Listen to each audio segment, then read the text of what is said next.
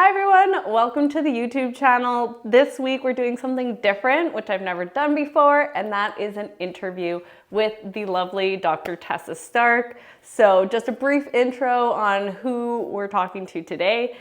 So Tessa is one of my best friends and colleagues. We've known each other for a very long time. We started our naturopathic careers together.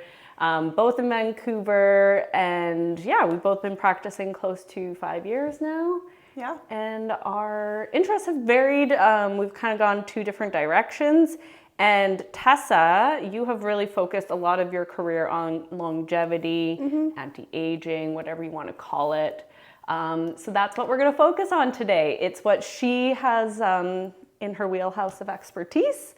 And yeah, is there anything else you wanted to add?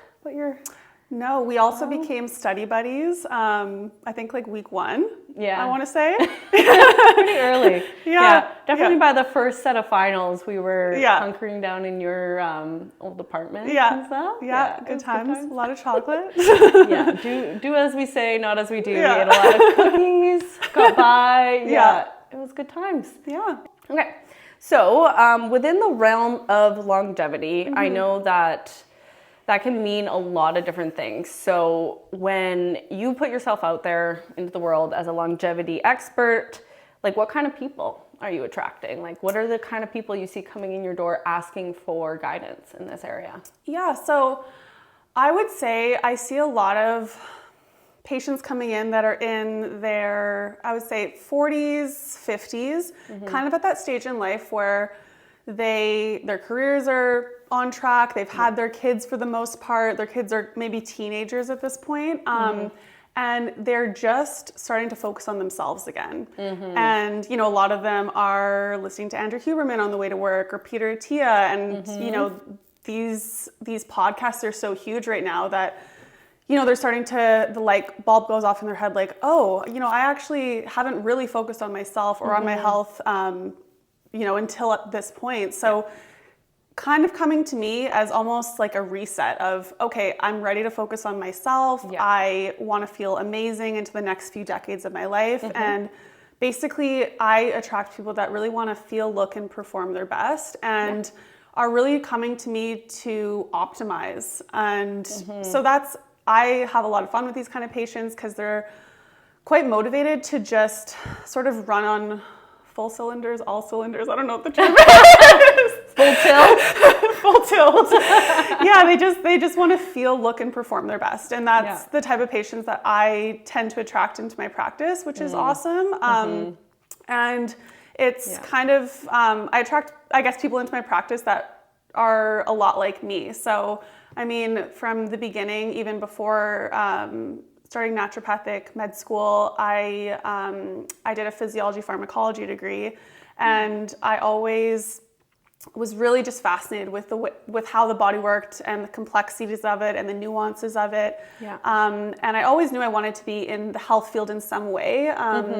But I found myself, you know, when I was in my downtime, I would kind of research the latest research in nutrition and, you know, learning about supplements and learning about all these things that I guess I wasn't really exposed to in school, and grew up in a very wellness-focused family, especially with my parents. They, you know, and so it kind of just became a natural progression. As soon as I learned about naturopathic medicine, I was like, oh, this is exactly what I want to be doing, because I've always been kind of obsessed with optimizing my own health. So it's cool now, kind of full circle, being able to help patients with that as well. And yeah, again, patients that are generally in that stage of life where maybe they can't really focus on anything that's, they might not be coming in with any complex chronic conditions that they know of at least. But they're basically just like, you know, I think everything's okay, but I just want to know how good I can feel, how much energy I can really have, how good I can really sleep. I want to be stronger now than I was in my 20s. So that's the kind of person you're attracting. Yeah. So like maybe lived a different life before and now they want to focus on their health. Exactly. Yeah. A lot of biohackers. Yeah. Yeah. So with like those type of personalities, like obviously it's great. You're super interested, you're super invested in your health, ready to like focus where maybe you were focusing on a family before or your career, or like, you know, dedicating a lot of time to that. But with that, what are some kind of like pitfalls you see a lot of these people run into? Because like you can have the best intentions in the world, but I don't know about you, but I see a lot of biohackers as well. And yeah, there's some certain things that you have to kind of almost like counsel them through. Yeah, I think that I think that there's good and bad things. I think that it's good that people are suddenly becoming, you know, obsessed with things that Andrew Huberman is talking about, Peter Attia, etc., and, you know, all these other biohacking podcasts.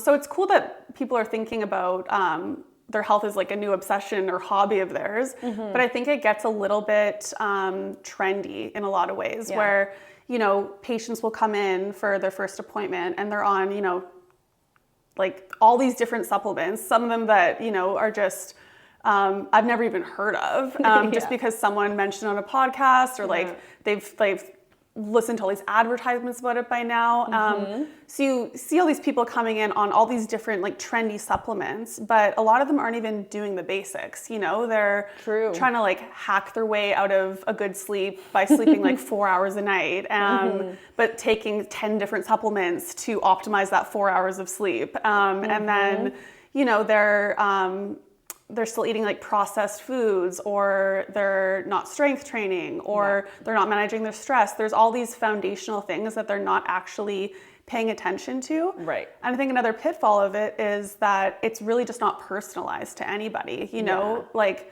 that's a good point. It's like everything sounds amazing when you read about it or someone really talks it up. Like if that was the case, you know, we're all on reishi, we're all on all of the supplements, because like you could make an argument that like every product out there would help you if you look into the research, if you think about it. It's like, yeah, sure, I want my energy improved and all these things, but then it's like spaghetti at the wall. Yeah, 100%. And I think that, so in some ways I think that you can do more harm than good by just sort of, as you said, just throwing things at the wall and seeing what sticks. And yeah, it's, you know, I think it's important in what we do to really be personalized to the patient. And that's why we, you know, run comprehensive blood work, and we ask so many questions in an hour-long intake with our patient, because everything should be really focused on you, your goals, your history, family history, symptom picture, lifestyle, all of these different things. And what works for one person isn't going to work for the next person. So I think that just in general, it's helpful for these people to have a bird's eye view of what's actually going on. And we even talk about this with each other. Like we kind of have a bird's eye view on each other's health, even sometimes when sometimes you're too close to it yourself to really know and really be able to decipher what's going on. And like we even talked about this today, like I had a little bit of a more stressful week, and my sleep wasn't that great the last few nights, but I'm, you know, still drinking 3 cups of coffee, which isn't helping me. But you know, someone mentioning, you know, you mentioning to me like, oh, maybe like dial down the coffee a little bit. I'm like, yeah, I know. Like, so it's like even just having like a bird's eye view on, you know, objectively looking at your complete health picture is so helpful, because then you don't need to be on, you know, 15 different supplements that that someone promoted on their podcast. Not everyone should be on a probiotic, for instance, you know, because that can do more harm than good for some people. For sure. Well, and I know exactly what you mean. Like, it's kind of like you do these intakes with people and they're really thorough, really comprehensive, and it gets people thinking about like, oh, like I never really thought about like maybe the fact that it's caffeine that's affecting my sleep, or, you know, different little habits and things that we do, because we all have our biases, right? Like coffee is such a good example, because I'm I love coffee. And so I'm like, I'll do anything but get rid of the coffee. When really like that, you know, that could be a big factor. Move the needle, And if I had someone telling me that, I'm going to take it a little bit more seriously. But if it's myself trying to treat myself, I'm like, yeah, maybe I'll have a 4th. You know? Like, no, it's so true. And so like along those lines of thinking, like when it comes to like personalizing things for people, yeah, like what are some things that you're doing? I'm assuming like blood work, stuff like that.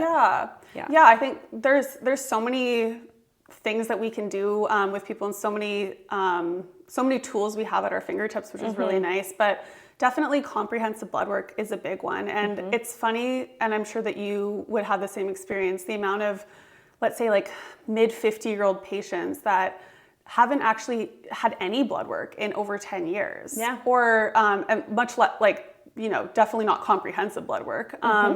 And haven't had their blood pressure taken since they were maybe like in their 20s. Yeah. And all these things that, we consider sort of just like baseline, making sure that we're tracking things over time, and people haven't even done that. So I think that... Like, why are you spending like $100, $200, $300 on these products when you haven't even done blood work yet to figure out where to start with all of these things? Like if you're tired, for example, that could be caused by like a million different things. It could be your testosterone, it could be your iron, it could be your blood sugars. Like, definitely taking a supplement for energy without knowing why you have low energy, lower energy, or even trying to figure it out. Like sometimes things don't always pop up on blood work, but at least you like ruled a bunch of things out. Like 100%. It's not my cortisol, it's not my sugars, or and so definitely like comprehensive blood work. There's other forms of testing, of course, that we do, like stool analysis. Sometimes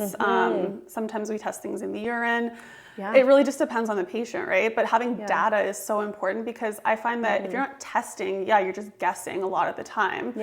But with that being said, it's important to ask so many questions, get the full history of if they're coming in with a couple different complaints, whether it's like low energy, low libido, whatever it is, getting a real picture of when that started, what their lifestyle is looking like, their nutrition, their exercise routine, their stress management, their sleep. And, people don't consider these to be the needle movers, but they really are a lot of the time. And I think so much of what we do is really just kind of coaching people on the basics. The foundations of good health. So I guess, like, in your opinion, like, what are some of those foundations? I would say number one is sleep. I would say, like, it's really the biggest needle mover for so many people, including myself. Like, I had chronic insomnia when we were in school. Oh yeah. Maybe like this is a wild story. Like, just briefly tell them, like, how bad was your insomnia? It was very bad.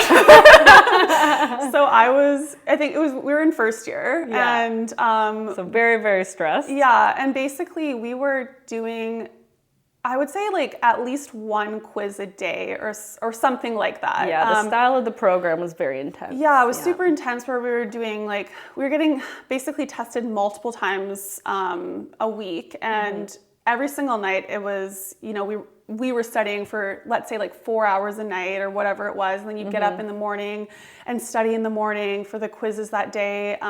Anyways, it was just so intense. We were in like 10 classes at once, and I was just never used to that volume of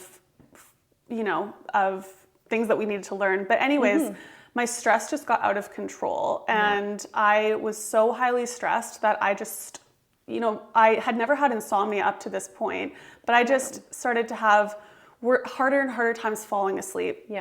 And then eventually it got to a point where I was just fully not sleeping through the night a few times a week. And then it got to a really bad point where there was one point I didn't sleep for 5 nights in a row.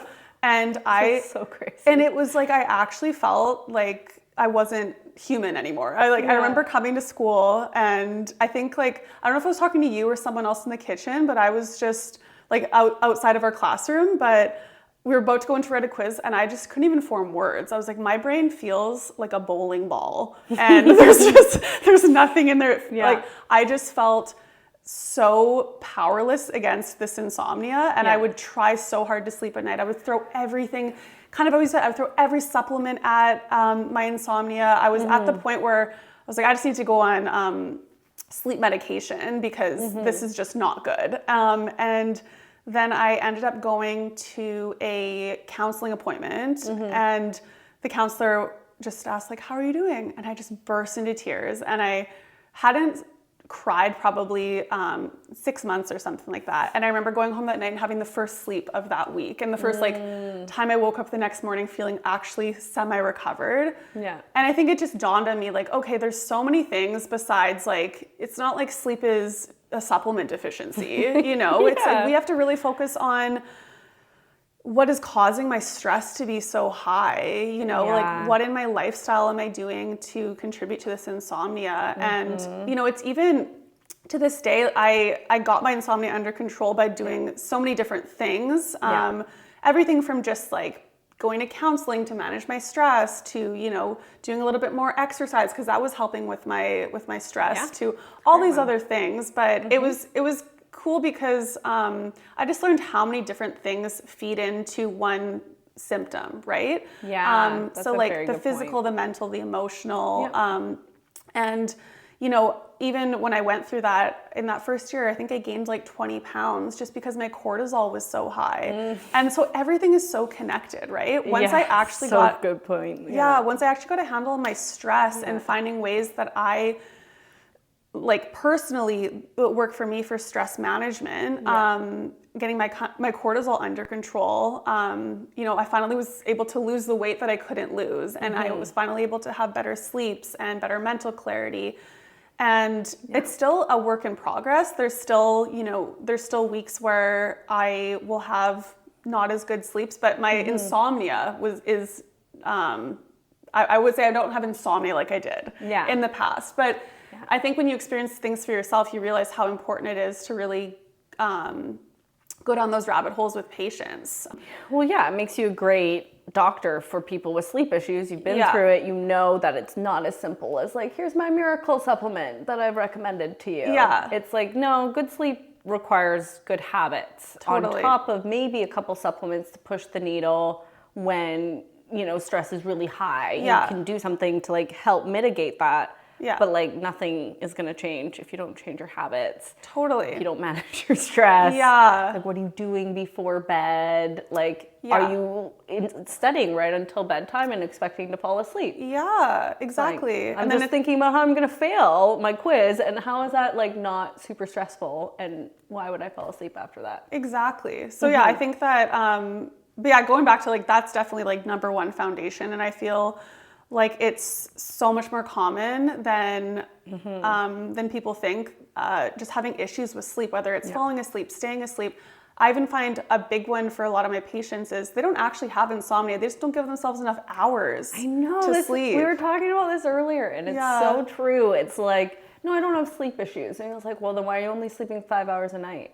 Well, because I just wake up too early. Or like, aren't you going to bed earlier? Or like, oh, I have to like get all this work done, so I can't get to bed till 11. And I just like, sometimes you have to have conversations with people and it's a bit of give and take. Like, okay, how much less work would you really get done if you went to bed 2 hours earlier? And would it be worth it for how productive you would be the next day to have 2 extra hours of sleep? Well, and just reminding people that it is an urban myth that you don't need like 7 to 9 hours of sleep. It doesn't matter what supplement you're taking. You cannot thrive on 3 hours of sleep. I also find that, and you might find this too, especially a lot of my male patients just love, if they can see data, then they'll actually follow recommendations more. I just find with men that's more common, but a lot of them, I get them to get like the Oura Ring, for instance. Well, let's talk a little bit about that. Like how do you get data on sleep, one of our foundations? So I would say wearables like the Oura Ring, or I don't know the other ones out there, like the Whoop. Garmin does a pretty good job of it. So the wearables are really cool because they can kind of give you some HRV, heart rate variability, info for, you know, your stress resilience, I guess, during the day, and then also your sleep quality at night. So seeing how much deep REM and like light sleep that you're getting during the night. And what's, I think, really cool about it is being able to see how some daily habits are actually impacting your sleep. And some people don't believe it until they see it. And especially, I would say alcohol is a big one. I was going to say alcohol. I know this, and every time I drink alcohol, I'm like, what? My sleep score sucks. And like, it doesn't take much, eh? No. Like a couple drinks? And I would say it's especially, so a lot of patients, that's how they unwind at the end of the night, right? That's how they unwind. They're like, oh, it's like, it just helps me feel relaxed so I can go to bed. I'm like, but to what end? Because you're not having good sleep if you, I mean, and it's cool looking at the data because you might still get 8 hours of sleep or whatever it is. Yeah. But when you look, you're like, wow, I only got half an hour of REM and I only got, half an hour of deep sleep. So did you really get restorative sleep? Yeah, is the exactly. big thing. And it's so hard to know these things like without that piece of data. It's like, I will, like, there will be some nights where I haven't slept well in a while and I get like a really good night's rest. And then the next day I'm almost more tired. Yeah. And it's like, if I didn't have my Aura ring to be like, no, you did get good sleep, like just, you just are more tired for whatever reason. So even just using daytime, like energy the next day isn't always the best marker. Totally. Because there's so many variables. Like maybe I just was sluggish because I had nowhere to be and I had enough time to like laze around or, you never really know. The sleep data I find so helpful. I think just data in general is so good to have because sometimes it's just such small changes, but if you see the changes on paper or, on a graph, you are a little bit more likely to keep doing the things that are helping your progress, right? And then you have something to be like, yep, this is working. No, this one isn't working. Yeah, 100%. So sleep's a big one. Another, I guess, foundation would be, kind of just tied to that is stress reduction and finding what works for you. Coping with it. Yeah. And so, I mean, you always I always ask a patient, what's your level of stress, scale of 1 to 10, whatever they give me. And it's usually like a 7 to 9, I feel like is pretty average, which is you rarely see someone rate it below a 5. Yeah. And then, and then right after that, the follow-up question is, what are your stress reduction techniques? And they always just kind of laugh at me. They're like, what do you mean? I'm like, going for a drink with my buddy. Yeah, exactly. So, and that's the thing is it's personalized. I'm not going to tell every patient that they have to meditate because I'm just kind of coming to a place where I'm meditating a little bit more, but that was never something that really worked for me for the longest time. Like for me, whether it was exercise, doing breathing method, something, I had to find what worked for me basically. Well, what are you actually going to do, right? That's because another it's thing. About consistency. Like a lot of people don't realize that like meditation, for example, it's not about like calming down in the moment. Like meditation isn't going to immediately fix your stress. It might help a little bit, but it's more about like consistently doing it, training your nervous system to relax, how to control your emotions and it's not about like a one and done. So whatever you'll actually implement on a regular basis. Yeah, that's a good point. I feel like with anything, honestly, consistency is really the thing that moves the needle because, let's say, I don't know, it happens all the time, obviously, that I'll have a week where I'm not doing the things that help to reduce my stress. I'm not doing my breath work. I'm not meditating. I'm, looking at my phone first thing in the morning. And there's times, I'll just like let that slide for a week. And then I'll actually pay attention to, oh, my sleep's getting worse. Oh, I just feel like stressed for no reason. And then I think, okay, like what have I done this week though that's actually contributed to or, taken away from that symptom. So totally. Yeah, I think kind of setting yourself up for success, even if you're not feeling stressed that day, still do the things that are going to help your stress resilience. Yeah, that's like a lot of the point of the intake is just like pointing things like that out to people and being like, oh, like you are so stressed and stress is impacting your sleep, your anxiety, your weight, you know, whatever. It's showing up in a lot of different places in your life. But outside of like trying to find the best supplement, like what are you doing to actually help? Yeah. Like, because you can't always take away the stress. Like, I can't be like, quit your job or like get a new mom or like whatever's stressing you out. But you do need to figure out how your body can cope with that stress, how to mitigate it as much as possible. And so many people just don't even think about like what are your coping skills? Yeah. Like, I don't have any. What do you mean? That's a good point. I feel like, the stresses in your life, the stressors might never go away, but it's how you respond to it. at the end of the day, Yeah. and how much you let it affect you. So, Yeah. and I'll send patients, something that's very like easy and quick that they can try to do on a daily basis, whether it's, I like to send like the 10-minute Wim Hof breathing exercise to my patients. That's a good one. Just because I tell my patients, try to do this most mornings, like right when I wake up, because it just sets my day, connects me to my body, connects me to my breath, and really does help my stress throughout the day. And I notice a difference the days I don't do it. And so that's something that, like, who doesn't have time for 10 minutes, right? Yeah. And so I'm like, if it doesn't work for you, whatever, but just try it. It's one idea. So yeah, stress reduction. And then, another one is obviously just moving your body. I would say specifically for longevity, strength training is something that people aren't really doing enough of. Very good point. Yeah, and I mean I always say like muscle, I probably stole this quote from somebody, but muscle mass is the currency of aging. And so we have a harder time putting on muscle mass the older that we get, especially as our hormones decline. Yeah. So it's so important for our bone density, for our mobility, our coordination, our balance to maintain muscle mass. For like insulin resistance. For insulin resistance, 100%. Yeah. Absolutely. Yeah. So I think that it's sometimes harder to get women on board than men. We're all a bunch of cardio bunnies. Yeah.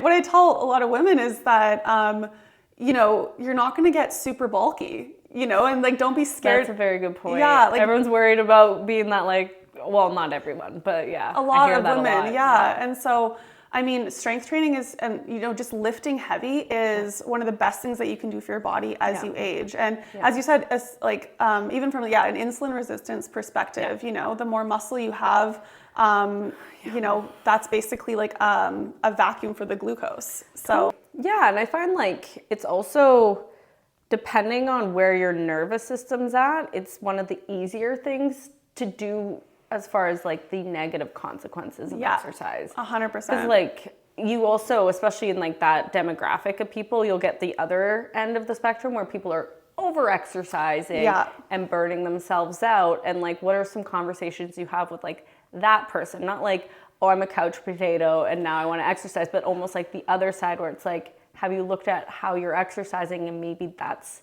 not emphasizing the right areas, or like, That's a good point. I think that, and again, I think it's especially women that or just what I've seen, where a lot of them, are coming to me sort of still in that same age range, like let's say 40s, 50s-ish, and they are exercising like every single day, but they're hitting spin class. They're, training for their next marathon.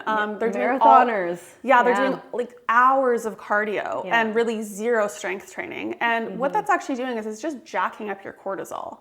And so there's a reason that, they have some weight loss resistance and they're so fatigued and they're like in fight or flight all the time and they're chronically stressed and they're not sleeping very well. It's all, they're basically just running on fumes. Oh, totally. At the end of the day. I feel like if you're going to train for something like extreme, like a marathon, I think you need to really take care of the other areas of your life. Yeah. Otherwise, that's going to burn you out. Yeah. Because that elevated heart rate type of activity, like I can't do too much of it anymore. No. Like I used to be really into like spin classes and like going for long runs. Yeah. I ran a half marathon. Like I thought it had like the more intense, the better. And I used to think like it was almost a waste of my time if I wasn't like drenched in sweat, exhausted by the end of my workout. But what I realized after Boucher is because I was so effing stressed,